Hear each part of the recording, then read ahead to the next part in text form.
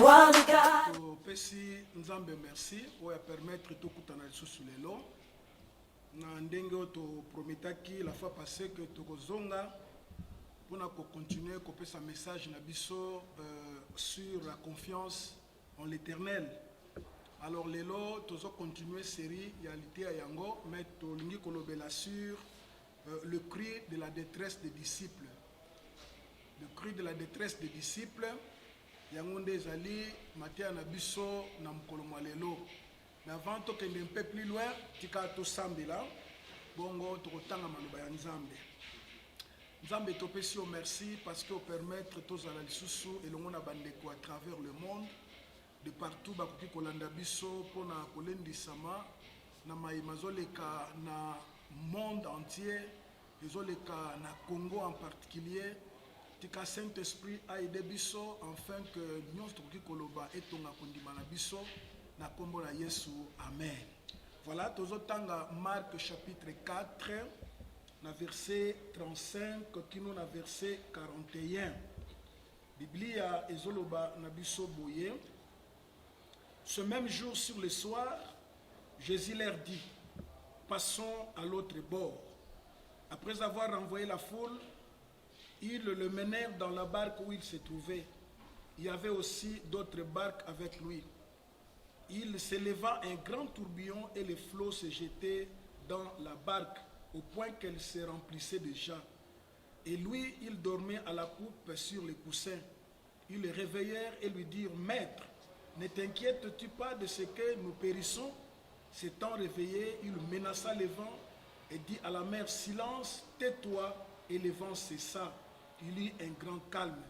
Puis il leur dit: pourquoi avez-vous ainsi peur? Comment n'avez-vous point de foi? Ils furent saisis d'une grande frayeur et ils se dirent les uns aux autres: quel est donc celui-ci à qui obéissent même le vent et la mer? Voilà, lecture biblique na biso oyo nzambe apesi biso lelo yango wana tango tozali kolobela le cri de détresse des disciples. En fait, tomoni Jésus na kati na ba campagne na ye aye côté ya Sangmalamu mais na poko alobi toleka na ngambo mususu po ete kuna pe bato bazalaki na posa ya koyoka ye, posa ya kozwa maloba na nzambe. Bakoti na kati na bwatu Yesu na bayekoli na ye et Bible alobi que pendant que bazalaki kokende, il se leva un grand tourbillon. Mon pépé ezalaki makasi ezalaki ko menacer boatu jusqu'à tel point que mai ebandi ko kota na kati na boatu. Mais eloko ezoka musangai koyoka que Jésus na kati na boatu il dormait. Yesu azolala mais finalement ba yekoli ba se sentir en danger, ba se sentir na insécurité, ba ke ko la musa maître, balobi maître. Oza ko s'inquiéter du fait que toza ko kufa. Et loko ezoka musangai parmi ba yekoli ya Yesu bango nyonso bazalaki ba pécheur. Et par conséquent ba yebaki ko nager, pe ba yebaki pirogue bien. Mais devant problème o yeli bango ba monaki que baza vraiment na danger, ba monaki que baza na insécurité, ba monaki que secours na bango ezakaka epa ya Jésus oyazali maître na bango. C'est pourquoi bakei ko réveiller Yesu Christo balobi maître. Est-ce que oza komi tungisate du fait que toza ko kufa ba yekoli ba moni que baza en danger. Tant Jésus a la mouki Biblie lobi Yesu a calmé mon pépé a lobi na mai fanda kimia et il y eut un grand calme. Mes frères et sœurs, nzambe asunga biso na ntina na likambo oyo tokutani nango na monde entier. Monde entier eza en mouvement, monde entier eza na kati na kobanga, même biso ba otolobi toza ba Kristo toza kobanga. Et loko ekamusinga na kati na histoire oyo komona ke ba disciple ya Jésus baza vraiment na Yesu.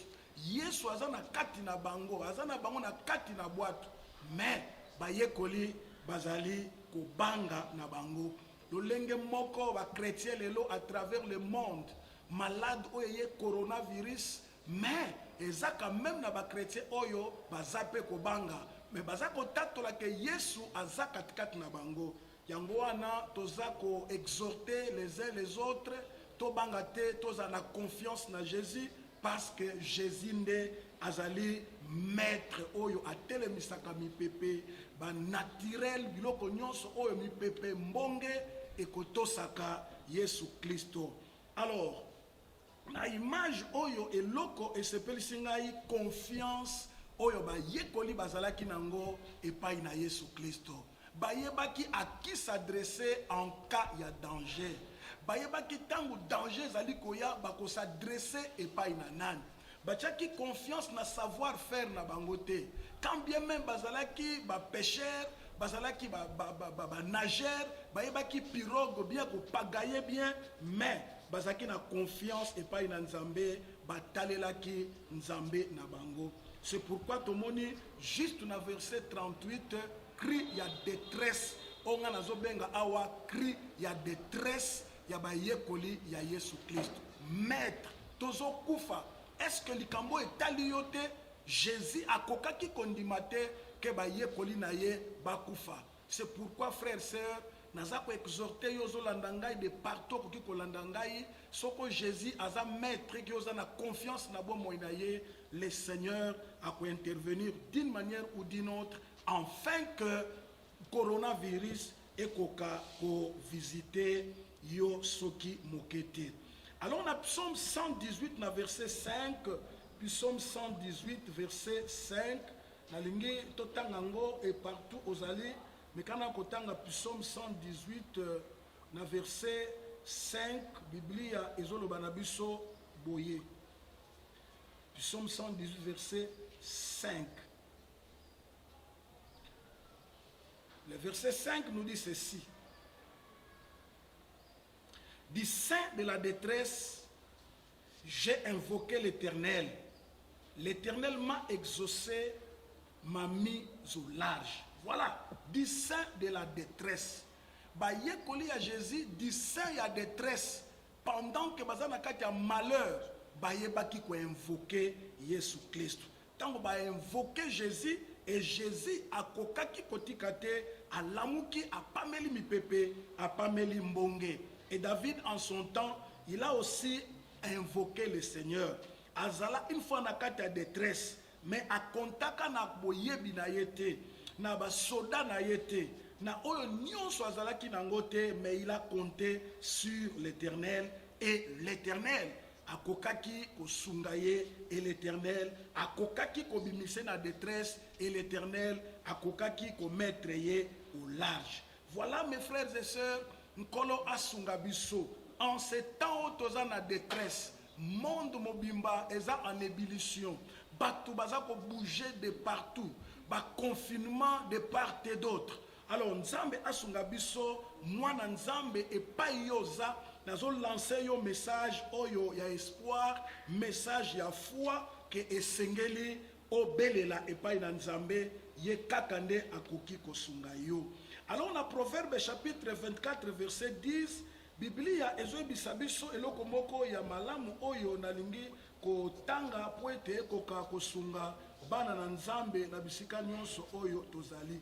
Proverbe chapitre 24 verset 10, Biblia ezoloba na biso bwebandeko na ngai. Si tu faiblis au jour de la détresse, ta force n'est que détresse. Voilà. Si tu faiblis au jour de la détresse, ta force n'est que détresse. Alors moi Nzambe, ne faiblissez pas au jour de la détresse. Na ba moment lokola otozo traverser za ba moment ya malheur, ya détresse, kobanga eza de partout. Alors moi Nzambe, ne faiblis pas. Naza kolendisa yo kotika pe kokwisa kondimate parce que moment oyo ezali moment o bana Nzambe baza ko faiblir na bomo ina bango foi eza ko zanga na bomo ina bango. Alors que si tu faiblis au temps de la détresse, Biblia lobi force na yo ekozala kaka bobele détresse. Alors Nzamba sunga yo force na yo ezala détresse te, mais Nzamba sunga yo ozala vraiment fort. Mwana Nzambe zala fort. Et si ozali, ne crains rien, sois fort dans ta vie, parce que Nzambo yondimi, azan Nzambe oyo atikaka, ba oyo yayete. Alors, en ces temps de la détresse, beaucoup d'enfants de Dieu se découragent. Écoutez, chers enfants de Dieu, ne découragez pas. Zala fort na kat na bomo inayo, parce que Nzambe na biso, azali Nzambe oyo asungaka biso. Garde ta foi en Dieu, il ne t'abandonnera pas. L'Éternel notre Dieu ne nous abandonnera pas. Alors, to garder foi na biso na kati ya Yesu Kristo, lokola ba yekoli ba gardaka foi na bango na kati na Yesu Kristo. Ba yebi ke bazana maître elongo ata mo pepe eye et pa bango basuki maître asuka kité. Le maître s'est levé à calmer et balé, à calmer mo pepe et Bible alobi kimia monene ekotaki na kati na bango. Toza convaincu balinga mina ngai que mo pepe oyo ekoleka. C'est aussi un vent, un vent. Dernièrement, na utaki koloba que na mokili ba malade eseya, Ebola eseya na Congo et dernièrement ba uti kolonga yango. Ba malade tuberculose ya na mokili ravaja pe eleka. Ba malade ndenge na tozondi make coronavirus ezali pe moko ya ba malade oyo tokolonga yango elongo na Nzambe na kati na bomo ina biso. Alors ne faiblissons pas, ne décourageons pas, tenez bon, car l'Éternel est avec chacun de nous. 2 Samuel, chapitre 22, verset 7, Biblia eza koloba na biso eloko mosusu ya motuya oyo Nzambe akokaki kolakisa ngai po ete toka kotanga yango lisanga ya bana na Nzambe nyonso. 2 Samuel chapitre 7, chapitre 22, verset 7. 22, verset 7, Elobi Boy. Dans ma détresse, j'ai invoqué l'Éternel. J'ai invoqué mon Dieu. Dès son palais, il a entendu ma voix et mon cri est parvenu à ses oreilles. Voilà. Voilà, balinga minangai. Babolela ki Nzambe, babondela Nzambe, parce que bazaki na kati na détresse, na kati na bomo ina bango. Ici c'est toujours David. Alobi na kati na détresse na ye, abelela Nzambe. Et Nzambe na kati na palais na ye, lo sambo ya David e koma na palais ya Nzambe. Et Nzambe ayoka lo sambo na ye, pe Nzambe abikisa ye.